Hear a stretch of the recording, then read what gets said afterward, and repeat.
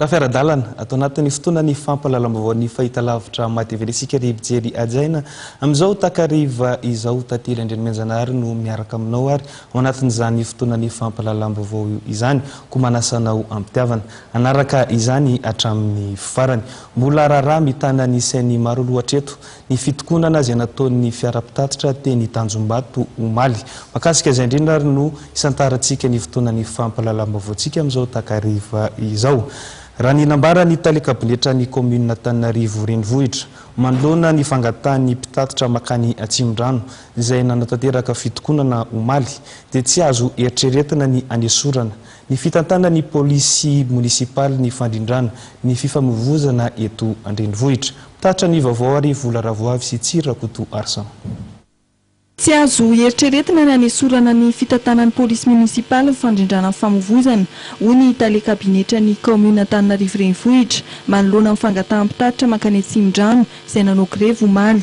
Fito polisan-jato ny zotra manodidina Antananarivo izy dia manitsaka commune telo farafahakeliny ary mandalo eto Antananarivo renivohitra mba hisian'ny firindrana dia efa nisy ny fifanarahana mipetraka ho an'ny commune eto Antananarivo renivohitra ao anatin'ny fanatanterahana mitetika asa grand tanàna. Hitanay fa zavatra manahirana sy marary amin'ny mpitatitra tokoa zany raha ireo fitarahana volazan'ireo.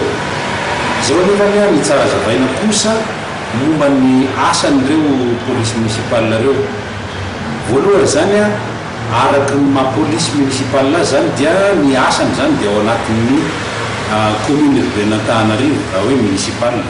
Nefa tamin'ny ampiasan'izy ireo voalohany tamin'ny andron'ny maire Patrick Ramanana dia efa tany dia efa nijery hoe sarotra be ny hanasaraka ny asany hoe hifaritra ao amin'ny commune urbaine fotsiny fa tsy maintsy miampita koa manao asa raha misy làna zany ary misy làna zany ao amin'ireo commune rural manodidina ny commune Antananarivo ireo zany. Vonakaraka koa eo ihany koa le hoe ny ankabetsahana fitopolo isan-tato mahelikely ny bus manao tokaterany dia manitsaka commune telo eo ampovoany commune urbaine any Arina commune rural any aloha commune rural.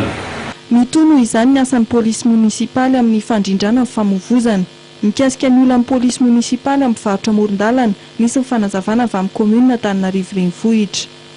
Tiako marihana fotsiny fa ny enina zao le nitranga tamin'ny lakamisy lasa teo fa zay enina zay dia ny polisy any no voatariko voalohany. Ny mpivarotra ny olona tsotra ny amoron-dalana tsy ara-dalàna no mitarika ny polisy. Anakavato be efa milanja 1 kilo ilay olona tsy ara-dalàna mpivarotra ny tsy ara-dalàna dia midarony ary vaky mihitsy ny tampo vaky ny fihirifan'ilay polisy zany nentina teny amin'ny urgence le izy koma izy niala teny. Hijery akaiky ny fomba entina hanatsarana ny asan'ny polisy munisipaly ny commune Antananarivo renivohitra andray fepetra ary anasazy ho an'ny polisy munisipaly voaporofo fa makatsiaradraro ny vola amin'ny mpampiasa lalana na manao fandikana lalàna hafa.